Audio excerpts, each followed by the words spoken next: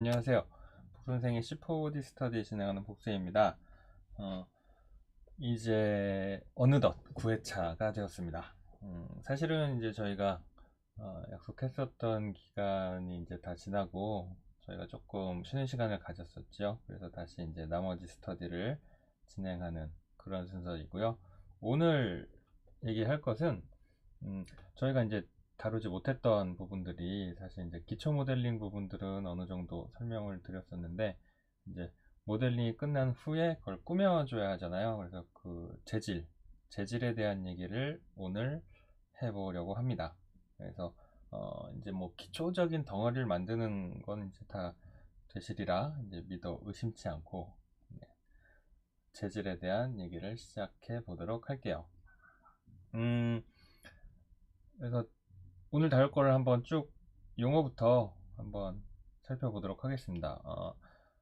재질이라고 하면 뭐 되게 또 단어들이 많이 등장을 합니다. 그래서 이제 처음 접하시는 분들은 너무 이제 헷갈려 하시고 그러는데 그럴 필요가 전혀 없고요.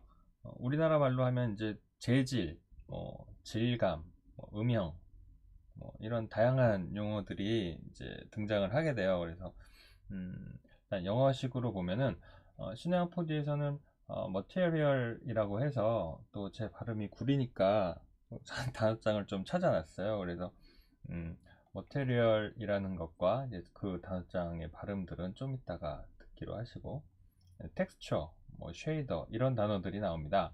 어, 근데 이제 쉽게 설명을 이제 하자면 머티리얼은 이제 최종 이제 모든 재질을 아우르는 그 최상위단의 개념의 단어라고 보시면 되고 텍스처나 쉐이더는 이제 그 여러 가지 복합적인 표현 방식의 하나의 그 하부 요소라고 생각을 하셔도 될 것 같아요. 이제 원래 이제 단어가 가지고 있는 의미는 조금 다른데 그건 차차 설명을 하기로 하고요.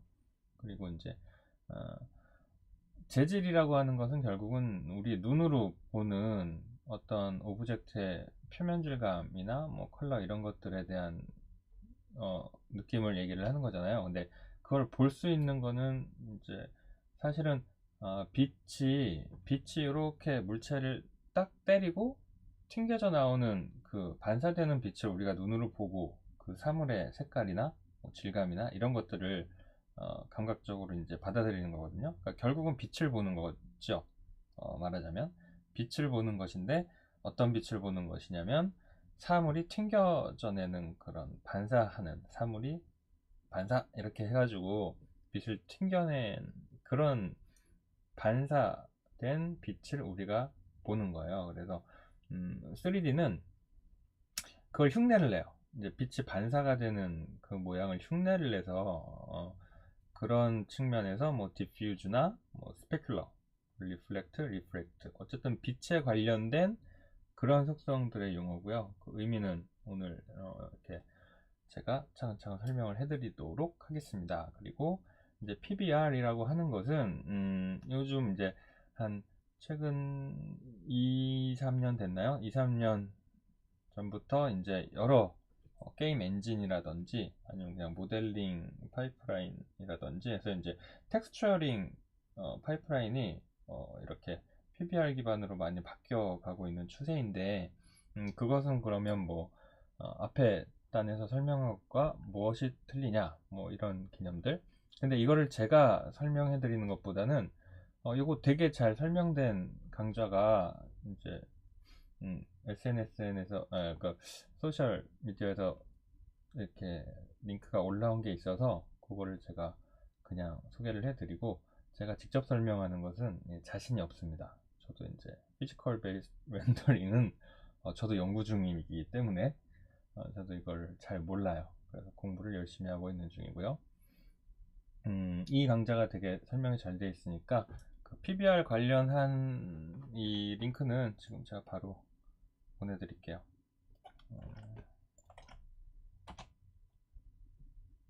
네.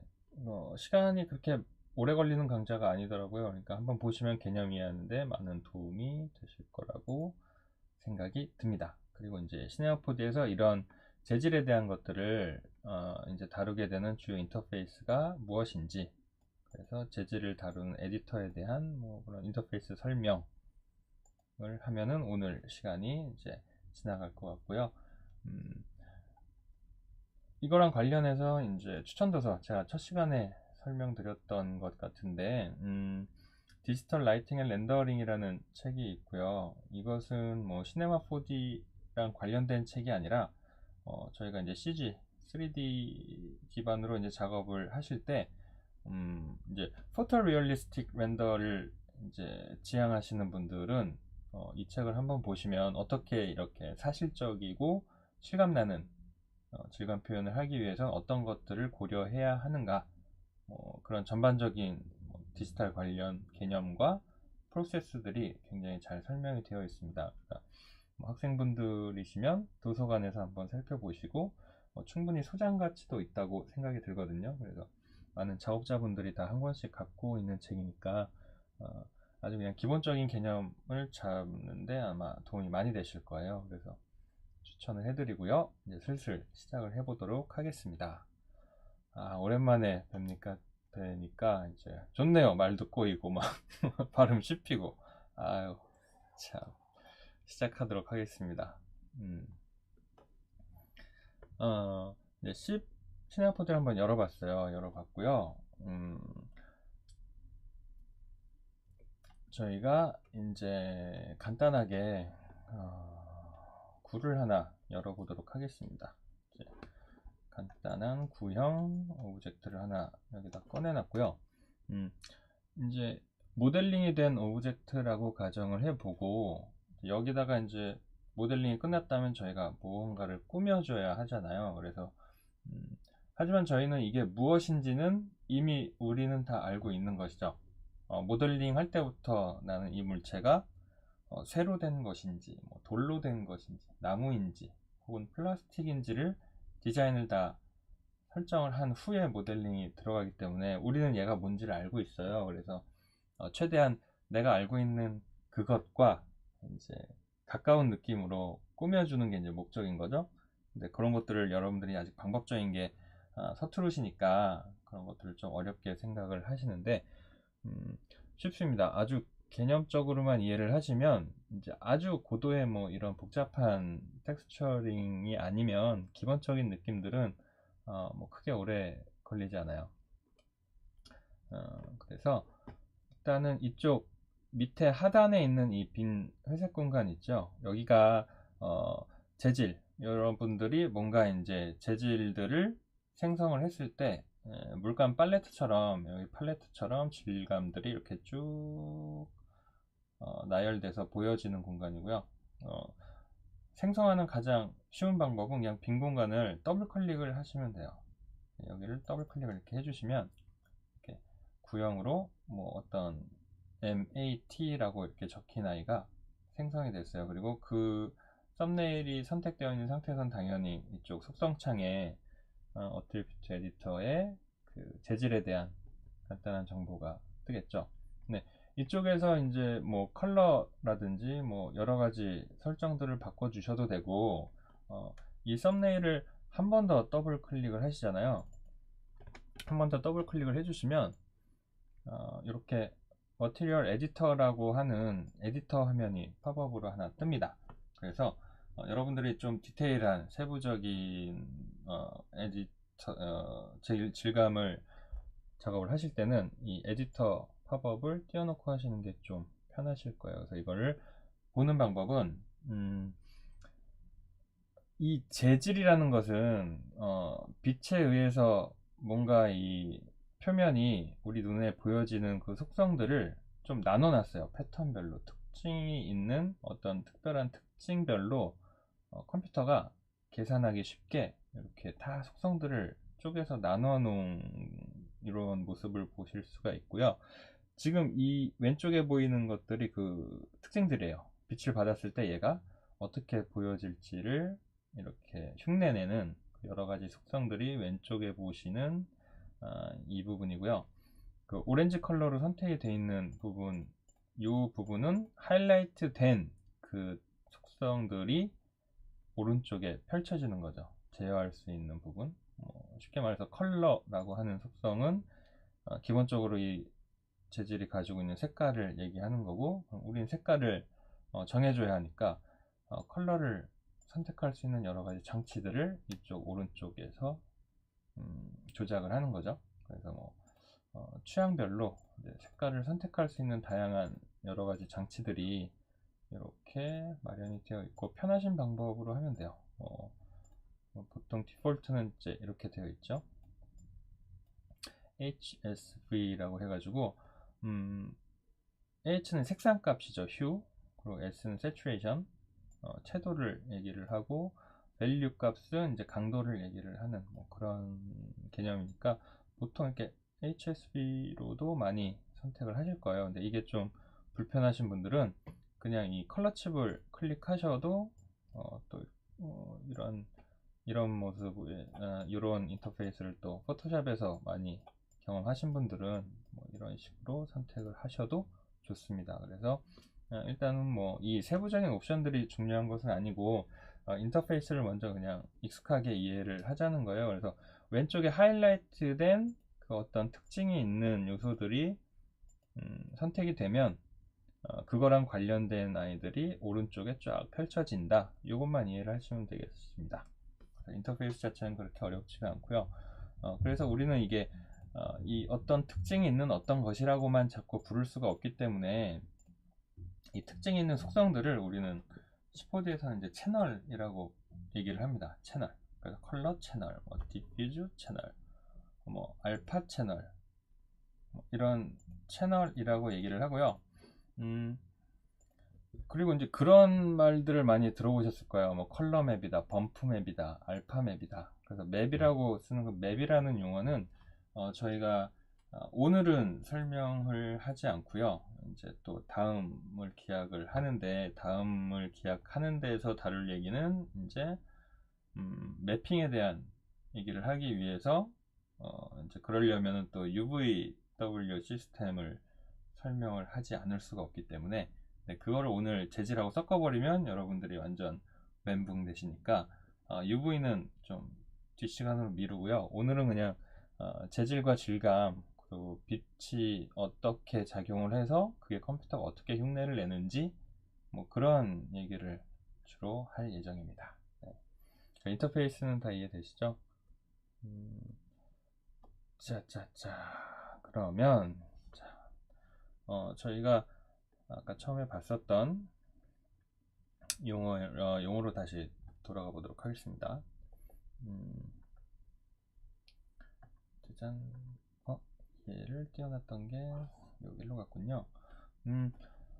자, 머티리얼이라고 하는 단어를 C4D에서 찾아보면요. 요 에디터 이름 자체가 머티리얼이죠. 머티리얼 한번 살펴보도록 하겠습니다. 자, 막간 복선생의 영어 시간. 발음부터 한번 들어보시죠. 제가 스피커를 안 켜놨어요. 죄송합니다. 다시 스피커를 켜고요. 발음을 들어보도록 하겠습니다.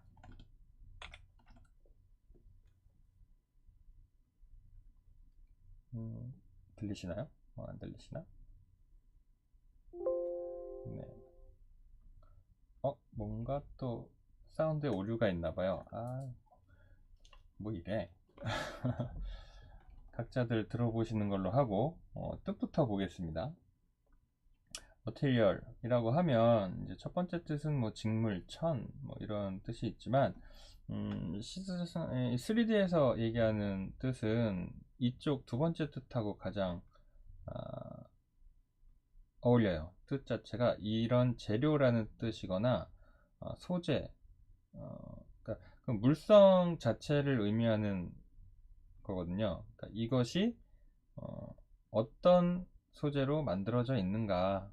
건축 자재 뭐 이렇게 됐지만, 건축을 하더라도 뭐 유리도 필요하고 뭐 나무도 필요하고 돌도 필요하고 여러 가지가 필요하잖아요. 그래서 머티리얼이라고 하면은 그냥 그 물건이 가지고 있는 그 자체의 물성을 의미한다고 보시면 되고요. 그렇다면은 이제 두 번째 단어는 텍스처. 그러니까 텍스처하고 머티리얼하고 좀 많이 혼동을 하시는 경우가 많아서 지금 좀 짚어드리는 것이고, 텍스처라고 하는 것은 똑같은 돌이라고 할지라도 이렇게 조약돌처럼 맨질맨질한 약간 윤기가 흐르는 잘 마모가 오랜 세월 동안 된 그런 조약돌 같은 느낌의 똑같은 돌이라도 그런 표면을 가지고 있는 돌이 있는 반면 굉장히 거친 표면을 가지고 있고 울퉁불퉁한 표면을 가지고 있는 돌이 있을 수도 있어요. 그리고 똑같은 금속이라고 하더라도 뭐 이렇게 굉장히 스테인리스 질감의 이렇게 쨍한 느낌의 반사가 많이 되는 그런 금속이 있을 수도 있고 약간 이제 표면 가공 처리가 된 것처럼 좀 은은한 반광 내지는 약간 그런 느낌의 약간 광이 하나 죽어 있는 그런 금속 표면이 있을 수도 있죠. 그래서 그 표면 질감에 대한 효과를 줄 때 우리는 이제 텍스처라는 말을 씁니다. 근데 이 텍스처라는 걸 주기 위해서는 우리가 뭘 이용하느냐, 그러니까 이미지를 이용을 해요. 그래서 뭐 거칠거칠한 느낌을 주기 위해서도 어떤 이미지를 사용해서 특정 채널을 쓰고요. 뭐 매끈매끈한 설정을 할 때에도 그 어떤 이미지들을 사용을 해서 어떤 채널에 또 응용을 해주고, 그래서 여러분들이 이제 텍스처라고 하면은 어떤 이미지들을 가지고 와서 표면 느낌의 효과를 줄 때 그걸 우리는 텍스처 작업을 한다라고 얘기를 하고, 뭐 직접 그려줄 수도 있겠죠. 내가 원하는 어떤 무늬나 느낌을 직접 그려줄 수도 있고요. 그러면서 이제 쉐이더라는 단어가 나오는데요. 쉐이더라는 것은 우리가 텍스처 어떤 효과, 표면 효과를 주기 위해서 어떤 이미지를 이용한다고 했는데, 우리가 뭐 포토샵이나 뭐 이런 직접 그리는 방식을 통해서 직접 이미지를 만들어서 직접 작업을 할 수도 있지만, 쉐이더라고 하는 것은 프로그램 자체적으로 뭔가 이제 이미지들을 생성을 해줘요. 제너레이터처럼. 그래서 우리가 이제 뭐 프리미티브 오브젝트들에 대해서 모델링 할 때 얘기했었잖아요. 뭐 프로그램 스스로 제너레이터 방식으로 만들어내는 그런 개념의 이미지들이라고 보시면 돼요. 쉐이더는 그래서 다양한 패턴들이 있어요. 그래서 여기서 보시면 컬러라고 되어 있는 그냥 기본 컬러만 적용을 해주시면 오브젝트에 이렇게 기본적인 색깔만 들어가지만 질감을 적용해주는 방법은 그냥 요 생성된 질감을 드래그 앤 드롭을 해주시면 됩니다. 이렇게 쭉 뷰포트에 있는 오브젝트로 굉장히 편하죠. 그리고 이제 컬러로만 지정이 됐다라면 이렇게 색깔만 표현이 되지만, 예를 들어서 우리가 이 위에 뭔가 이렇게 무늬가 뭐 있게 하고 싶다, 체크 무늬 같은 게 있게 하고 싶다 라든지, 그렇다면은 기본 컬러 속성 말고 이제 체크 무늬 모양의 이미지가 필요하잖아요. 그렇다고 하면 우리는 이거를 포토샵에서 이제 체크 무늬 이미지를 그려서 그 이미지를 여기 텍스처라고 되어 있는 이 칸에 적용을 해야 되는데, 한번 해볼까요? 포토샵을 켜놨어야 되는데 제가 켜놓지를 못했습니다. 조금만 기다려주세요. 그래서 저희가 이제 텍스처 작업을 한다라고 하면, 소위 말해서 그런 작업을 한다라고 하면, 저희는 그런 작업을 이렇게 포토샵에서, 뭐 꼭 포토샵이 아니어도 되겠지요. 뭔가 이미지 작업을 할 수 있는 다른 어떤 이미지 편집 툴이라면 뭐든지 좋습니다. 사용하기 편한 아무거나 어쨌든 간단하게 만들어 보도록 하겠습니다. 그렇게 크게 주진 않을게요. 느낌만 보는 거니까 500픽셀 500픽셀 정도 되는 면적에서 체크 무늬를 한번 만들어 보도록 하지요. 이렇게 해주시고요.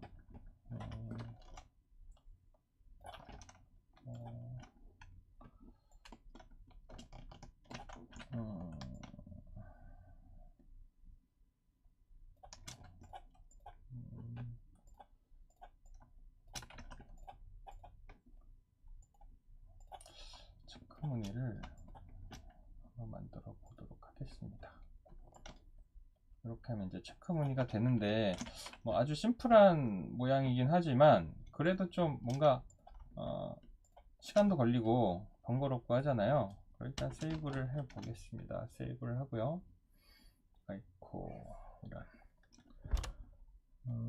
바탕화면에다가 제가 지금 저장을 하고 있습니다. 체크라고 해가지고 이미지를 하나 만들었어요. 이거를 표면에다가 체크 무늬가 싹 둘러싸여지게 하기 위해서 이 컬러 채널에 있는 텍스처 칸에 점점점을 누르면 이제 이미지를 찾아서 갈 수 있는 게 있고, 어디 봅시다. 제가 만들어 놨던 체크 이미지가 이렇게 열립니다. 그러면은 그 이미지가 적용이 돼서 물체 자체에도 이런 식으로 표면이 이미지가 적용이 되는 거죠.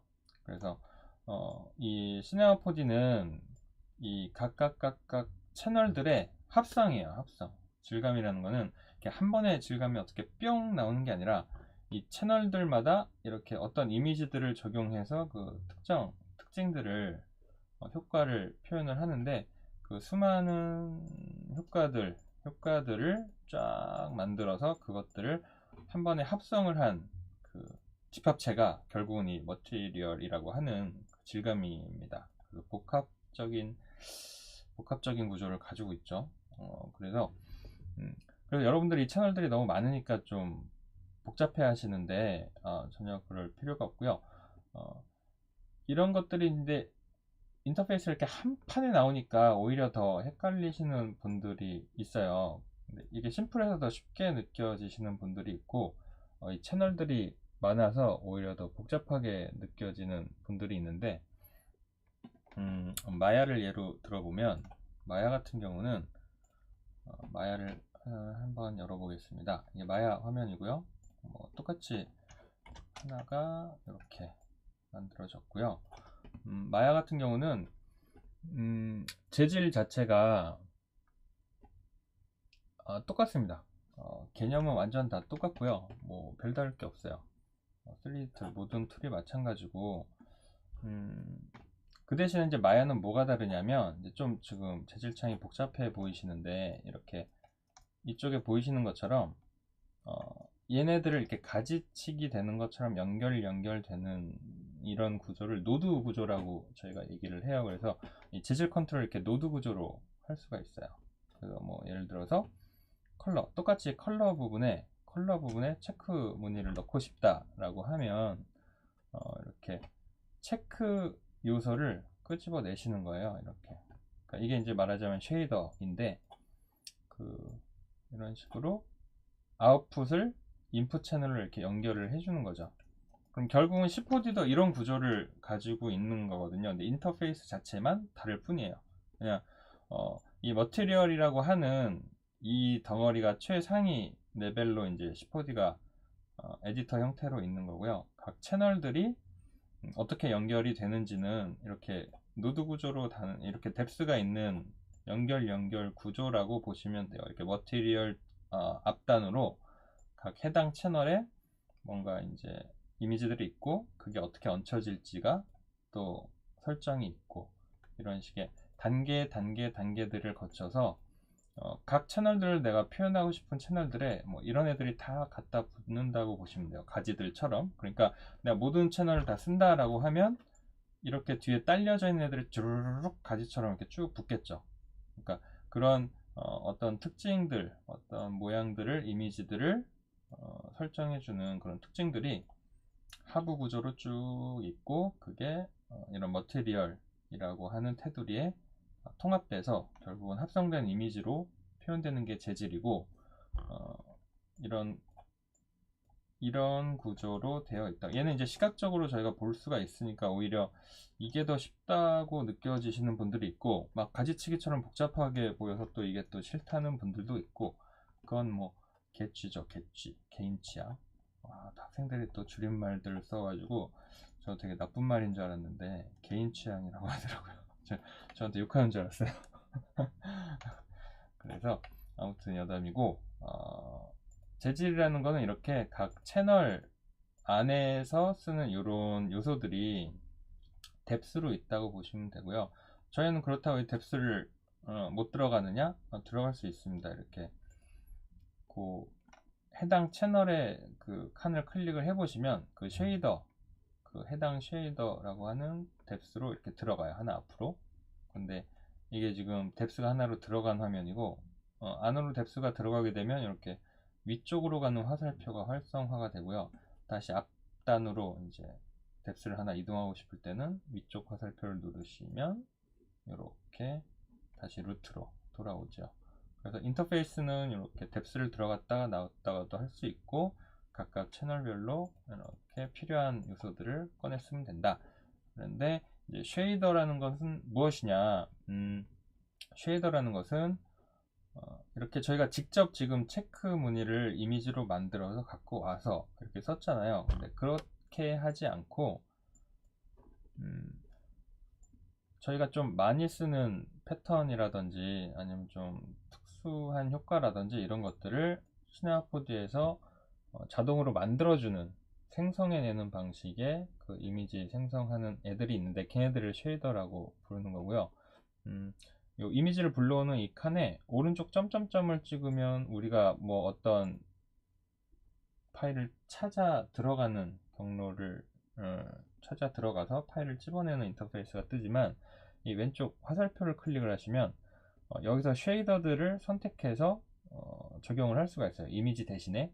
그러니까 이미지 대신에 시네마포디가 만들어주는 거죠. 이미지를. 그러면은 뭐 간단하게 서페이스 카테고리에 있는 체크보드, 똑같이 체크보드라는, 그럼 이제 체크보드 모양의 쉐이더가 시나포디가 이 체크보드 모양을 자동으로 만들어 준 거죠. 그래서 이 쉐이더가 적용이 돼서 이렇게 표면에 적용이 됩니다.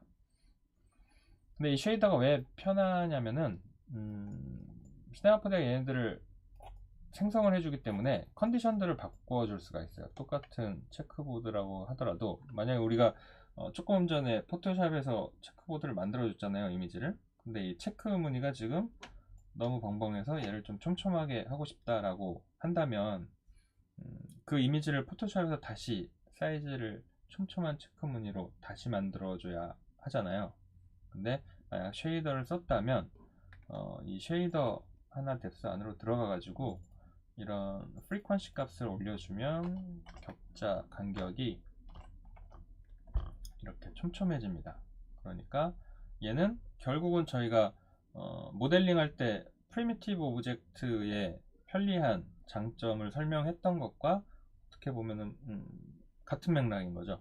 우리가 변화를 계속해서 줄 수 있다는 그런 장점이 있고요. 나중에 이제 움직임을 얘기할 때가 올 텐데 그때는 이제 키프레임 애니메이션에 대한 얘기를 할 건데 요 앞에 쫑 땡땡땡땡이 붙은 요런 공간에는 다 이제 그 설정 값들을 변화 값으로 변수로 저장을 해서 그걸 움직임으로 또 표현할 수 있는 부분이 있으니까 이런 쉐이더들을 응용해서도 뭐 좀 재밌는 움직임들을 충분히 연출을 할 수가 있습니다. 그러니까 쉐이더라는 것은 가장 쉽게 이해하시면은 뭐 원리 이런 거는 다 접어두고서라도 쉐이더는 내가 직접 만들지 않고 이 툴 환경 자체에서 만들어주는 것. 그래서 어떤 그런 속성 값들을 변화시켜서 결국은 결과적으로 보여지는 모양을 다양한 변수를 적용해가지고 다양한 변화를 줄 수 있는 것. 근데 그걸 만약에 내가 그런 효과를 원한다고 해서 이미지를 생짜로 포토샵에서 다 작업을 했다. 그러면은 뭔가 이제 변화를 좀 베리에이션을 보고 싶을 때는 좀 피곤해질 수 있는 거죠.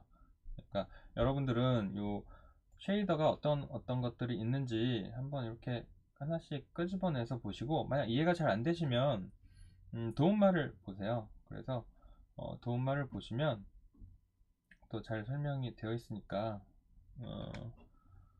그런 것들을 참고해서 각각 쉐이더들을 많이 좀 찾아보는 거를 추천을 드립니다. 네, 잘 아시겠죠? 여기까지는 이해가 다 되고 있는 건가요? 어디서부터 혹시 좀 놓치신 분들이 있으면 좀 말씀을 해주시면 제가 다시 한번 설명을 하도록 하겠습니다. 네. 자, 그럼 이런 채널이라는 거는 이해가 되셨죠? 이런 채널들 구조들을 내가 필요한 채널들을 활성화시키는 방법은 체크표를 하면 그 채널이 활성화가 되는 거고요.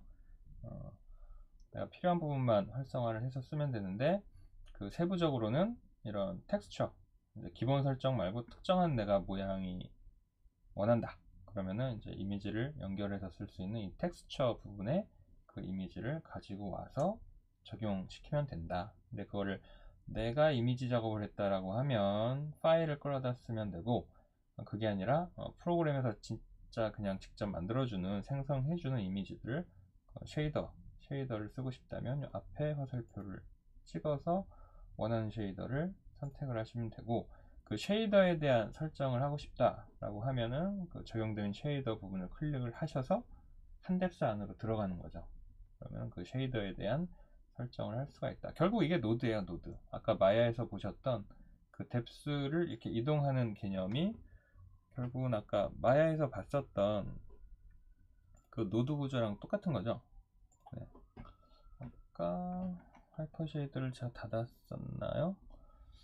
닫았으면 열죠. 뭐 다시 하이퍼 쉐이드를 열어보고요.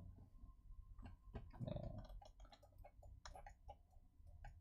자, 시네아포드에서 보았던 질감, 머티리얼 질감이고, 컬러 채널에 체크, 얘가 쉐이더죠. 그리고 이 쉐이더가 어떻게 보여질지 얘도 똑같습니다. 예, 리핏을 어떻게 할 것인가를 여기서 저희가 쉐이더에서 한 대 들어가 가지고 C4D에서 컨트롤 했듯이 얘도 체크해서 하나 더 밑단으로 가면 얘의 모양을 컨트롤 할 수 있는 거죠. 이렇게. 그래서 이 아이를 여기다가 적용을 시키면 얘를 선택을 하시고요. Assign Selection. 잠시만요.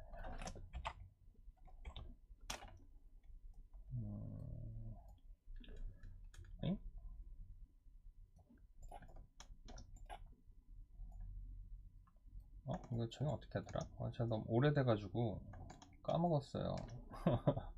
마야 쓴지 너무 오래됐어. 아무튼 같은 개념이니까 헷갈리시는 분들은 너무 이렇게 어려워하지 마시고 어떤 특정한 구조를 가지고 있는 애들의 조합이구나 이렇게 이해하시면 좋습니다. 네.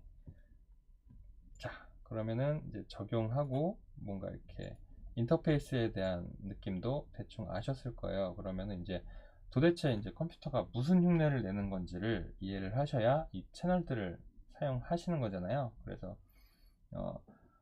어떤 흉내를 내는지 그거를 조금 설명을 해 드릴게요. 뭐 지금 아까 소개해 드린 이 동영상에 훨씬 자세하게 잘 설명이 되어 있지만 또 간단하게만 제가 다시 설명을 해 드리도록 하겠습니다. 그러려면은 이제 도움말을 참고를 하면 좋을 것 같은데요. 자, 도움말에서 texture 검색을 해보면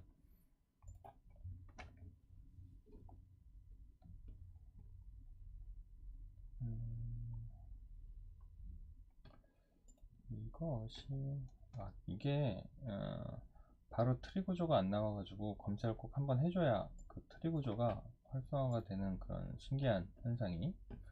자, 재질 매니저라고 하는 이런 아이가 있고요. 거기에서 이제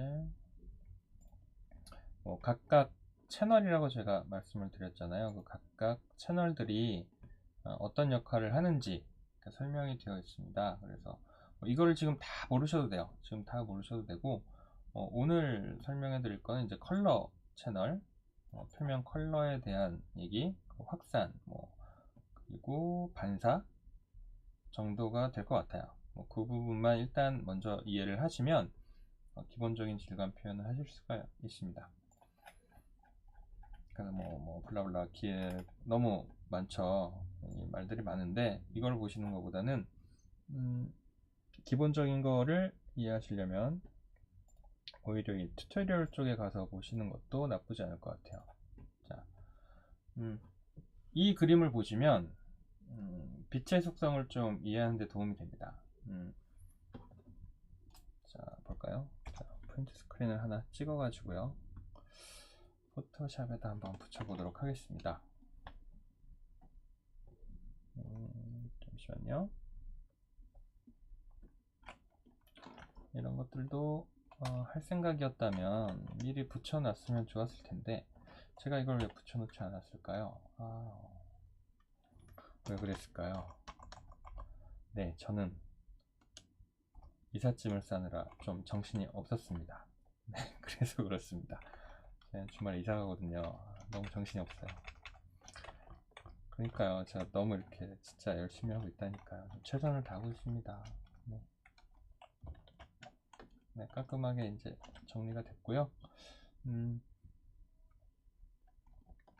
자, 혹시 그 사이에 뭐 말씀해 주신 건 없으시죠? 네.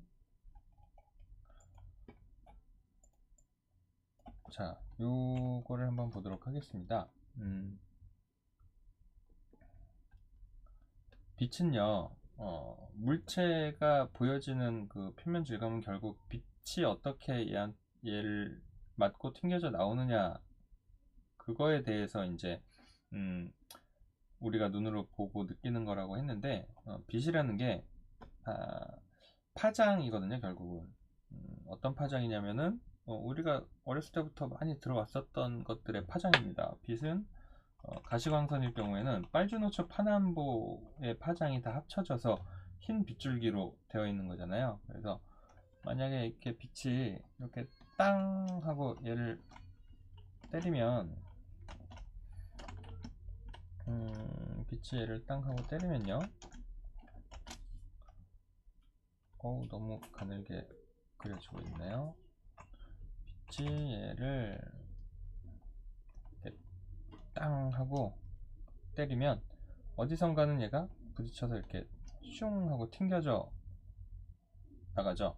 근데 표면이 만약에 이렇게 매끈매끈하고 균일한 표면이라면 빛들도 되게 규칙적인 입사각과 반사각이 아주 규칙적으로 이렇게 항상 같은 방향으로만 반사가 되게 됩니다.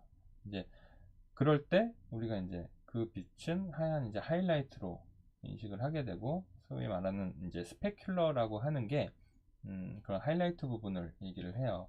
근데 만약에 표면이 천 같은 질감이라든지 표면이 천은 매끈해 보여도 이렇게 현미경으로 확대를 해보면 이게 조직이잖아요. 이 실과 실이 얼기설기 이렇게 얽힌 조직이니까 그 굉장히 거친 표면이라고 할 수 있거든요.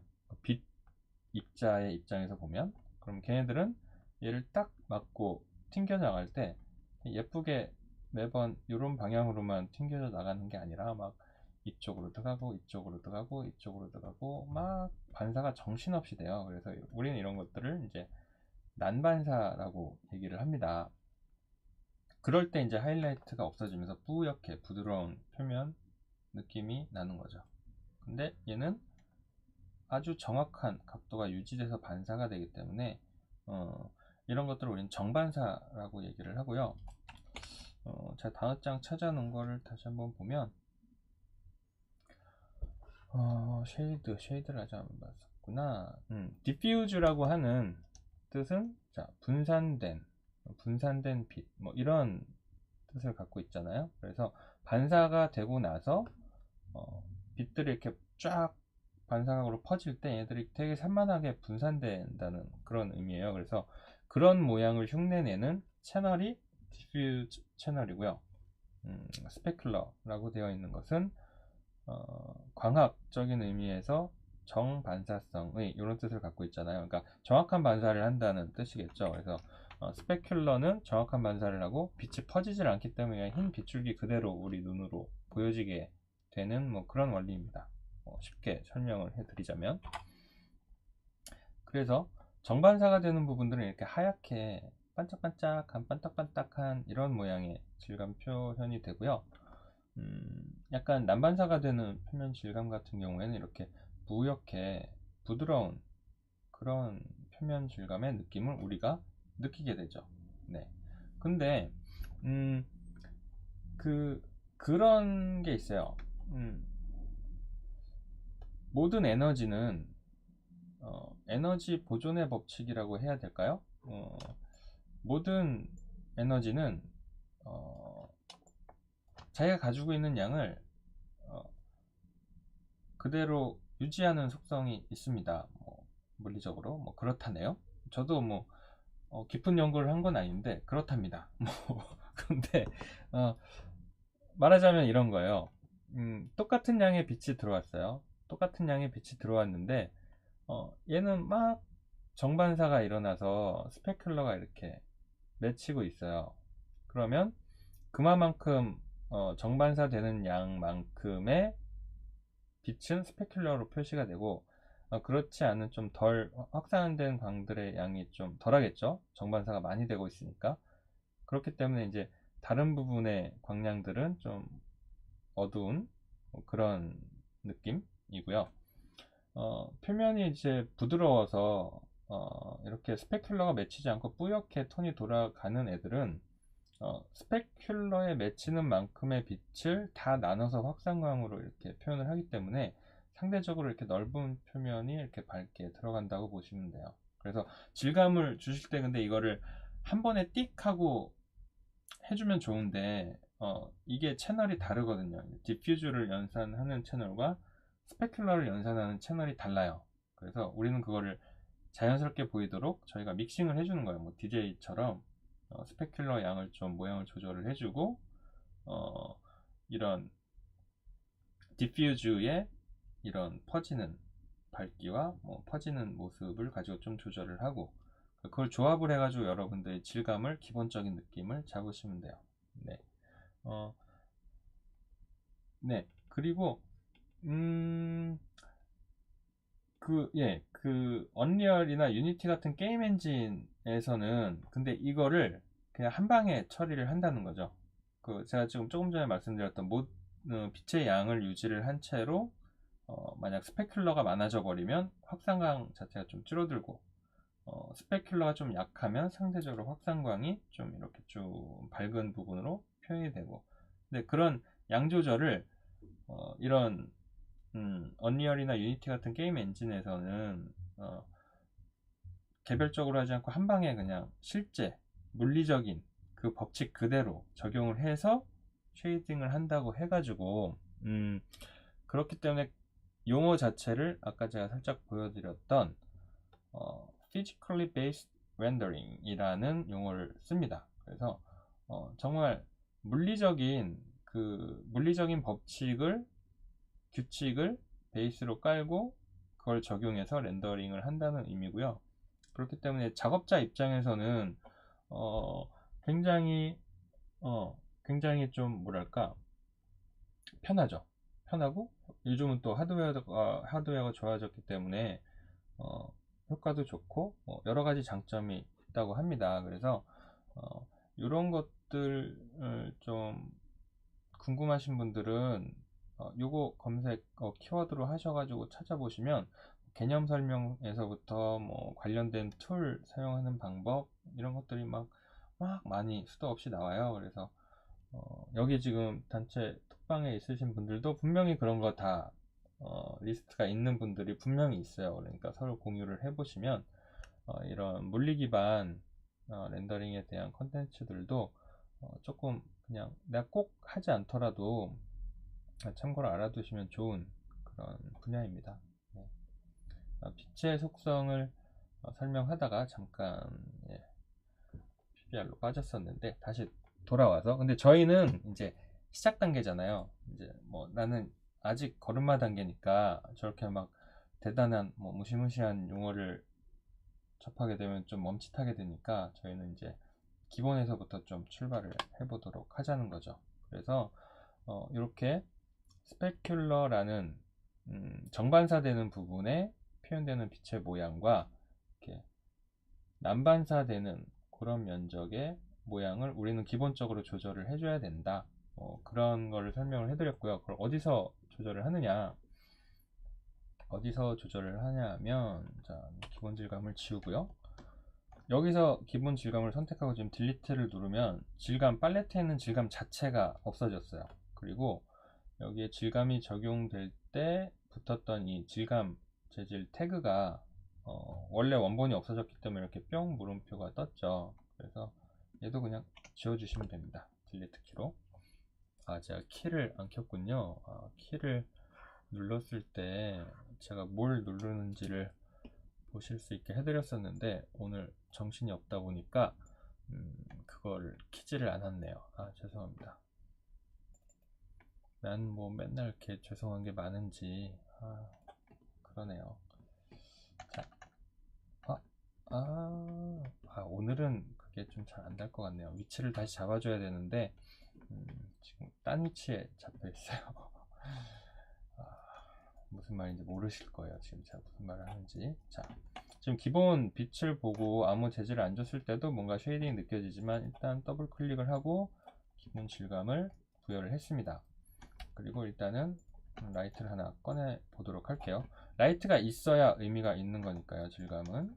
자, 이렇게 보시면 렌더링을 해보시면 이런 모양이 되죠.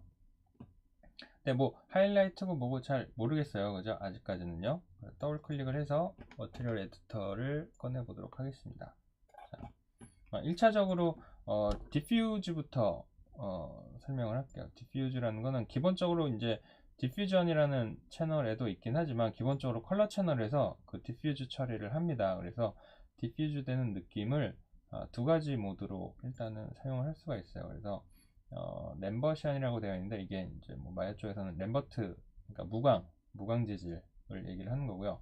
하나 더 뭐 있는데 유사한 이름으로 있는 UI도 이 확산되는 느낌이 약간은 좀 거친 느낌으로 하고 싶을 때 이렇게 사용을 하면 좋습니다. 큰 차이는 없어요. 어마무시한 차이가 있는 게 아니라 확산광이 어떻게 퍼지는가에 대한 그 연산 알고리즘이 약간 다를 건데 그것까지는 우리가 뭐 알 수가 없으니까 그런 느낌으로 이 기본적인 컬러에서 디퓨즈까지도 그냥 대략적으로 처리를 하고 있고요. 시네마 4D에서는. 그럼 이제 스페큘러는 어디 있느냐?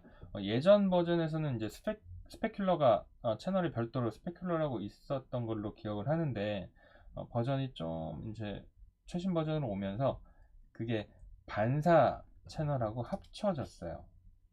그 반사라는 건 내가 여기서 말하는 반사라는 것은 리플렉트 요 채널이거든요. 리플렉스턴스라고 하는 이 채널인데 여기에 요 채널에 뭐 말하자면 두 가지 요소의 채널이 합쳐진 거라고 보시면 돼요. 그 스페큘러 채널과 실제로 이 주변 환경을 반사해내는 거울처럼 반사해내는 속성은 또 별도로 연산을 해야 되기 때문에 똑같은 반사이긴 한데 이제 빛을 반사해서 기본적인 질감을 내는 반사는 방금 설명해드린 스페큘러랑 디퓨즈였잖아요. 그것과는 별도로 금속 같은 것들은 자기 주변의 것들을 실제로 반사체로 반사해내잖아요. 거울처럼. 이제 그런 반사에 대한 속성도 요 리플렉스턴스에서 따로 별도로 설정을 해주셔야 돼요. 그래서 일단은 그 반사는 조금 이따가 하고요. 어쨌든 스페큘러는 이 리플렉스턴스의 기본 탭에 있다. 그리고 요 지금 탭이 다 두 개가 활성화가 되어 있는데 이 탭들을 이제 클릭을 해보시면 그 탭에 관련된 애들이 이렇게 오른쪽 공간에 펼쳐지고요.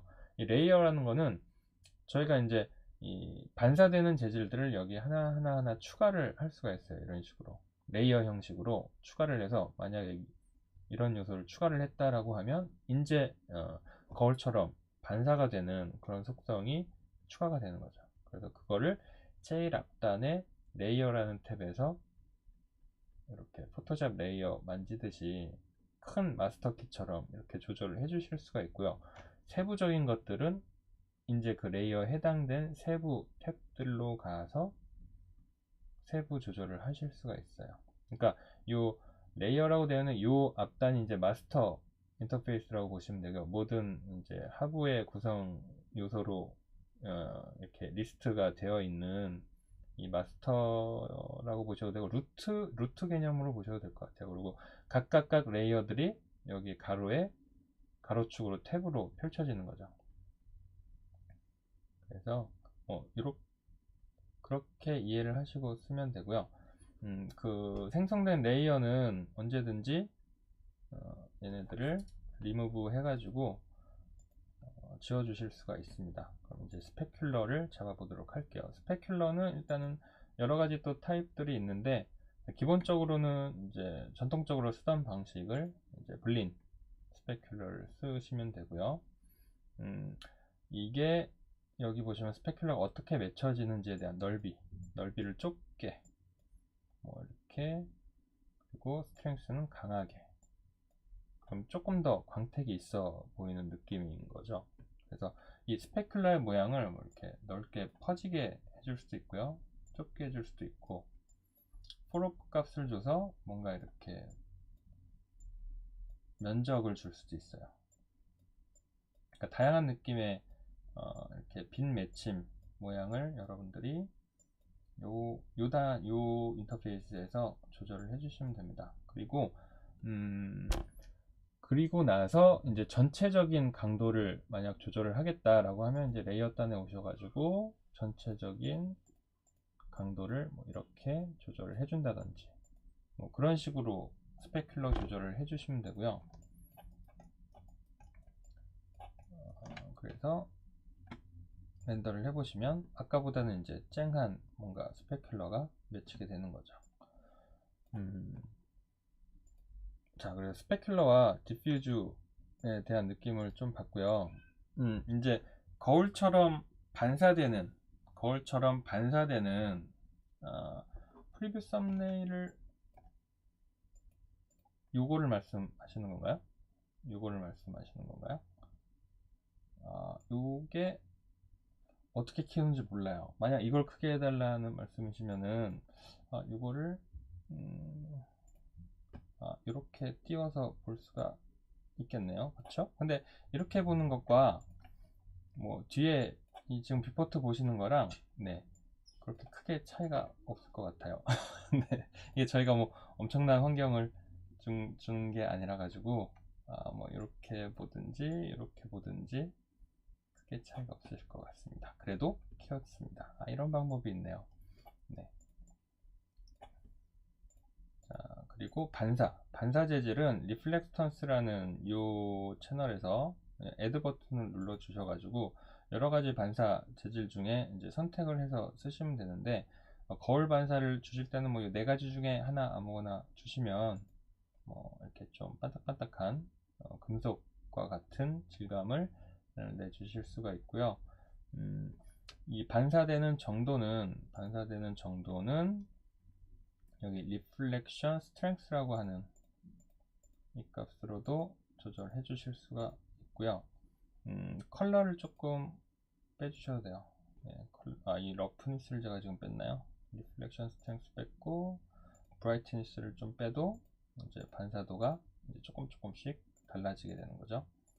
그래서 여기에 있는 속성들을 조절을 하셔가지고 이제 금속이 반사하는 것과 같은 그런 느낌을 흉내를 내주신 뭐 그런 겁니다. 근데 여기서 바로 우리가 효과를 알 수 없기 때문에 반사가 된다는 거는 뭐냐면요, 지금 뭐 알 수가 없잖아요. 반사가 된다라는 거는 무엇인가 반사가 될 게 주변에 있을 때 이렇게 지금 미리 보기 되는 것처럼 이런 어떤 주변에 반사거리가 있을 때 그게 반사이구나 라는 걸 알게 되는 거예요. 그래서 반사라는 거를 주실 때는 항상 이렇게 환경을 같이, 반사가 될 거리를 같이 만들어 주셔야 돼요. 그게 필요합니다. 그래서 그런 것들을 아예 그냥 모델링을 하셔가지고 반사 환경을 매핑을 하시는 방법이 있고요. 그게 아니라고 하면 여기에 environment라는 채널이 있어요. 그래서 environment라는 채널을 활성화해 주시고 여기에 이제 이런 주변 환경 느낌 나는 이미지를 연결을 해 주시면 지금 이 미리 보기에서 보시는 것과 같은 그런 제가 적용한 이미지가 이렇게 반사되는 효과를 볼 수가 있는 거죠. 자, 근데 지금 간단하게 오브젝트를 하나 더 이렇게 복사를 해볼게요. 그래서 이렇게 하면 아마 서로가 서로를 반사하는 그 모습을 보실 수가 있을 겁니다. 그래서 미묘하게 이렇게 반사되고 있는, 서로가 반사를 하고 있는, 뭐 질감 자체가 지금 뭔가 막 되게 완성도 있는 질감은 아니지만 반사 재질을 저희가 부여를 해줬기 때문에 얘는 얘를 반사해주고 서로가 거울처럼 미묘하게 이렇게 반사를 해주고 있습니다. 그래서 여러분들이 반사 속성을 주실 때는 이렇게 제가 자꾸 옆에 모니터로 가서 떠가지고 불편하네요. 리플렉스턴스라고 하는 채널에서 기본적인 디폴트 상태에서는 반사 속성이 없어요. 그래서 기본적인 디폴트 상태에서는 그냥 스페큘러만 활성화가 되어 있고 실제로 이제 물체를 반사하는 속성은 만들어져 있지 않습니다. 그래서 처음에 이제 그거 못 찾으셔갖고 헤매시는 분들이 많은데 리플렉스턴스 채널에 가셔서 레이어를 하나 이렇게 반사되는 효과 레이어를 추가를 해주시면 그때부터는 얘가 반사 재질이 적용이 되는 거예요. 그래서 그렇게 반사 재질을 적용을 해주시면 되고요. 오늘 좀 설명드려야 될 게 대충 다 된 것 같은데 그게 이제 리플렉트라는 요소였어요. 그러니까 리플렉트라고 하면 반사에 대한 얘기였고 리프렉트라는 또 비슷한데 하나는 L이고 하나는 R입니다. 그래서 이런 요소들도 있습니다. 얘도 이제 얘는 투명할 때 투명체를 지나갈 때 이제 빛은 굴절을 하잖아요. 그래서 굴절을 흉내내는 거는 또 따로 여러분들이 설정을 해 주셔야 돼요. 그래가지고 이 굴절에 대한 설정도 보시면 얘를 일단 그러면 하나를 투명한 물체로 만들어 볼까요? 얘는 재질을 하나 더 만들어 가지고요.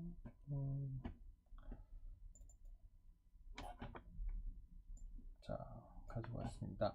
이번에는 얘를 transparency라는 투명한 속성을 이제 체크를 켜주는 거죠.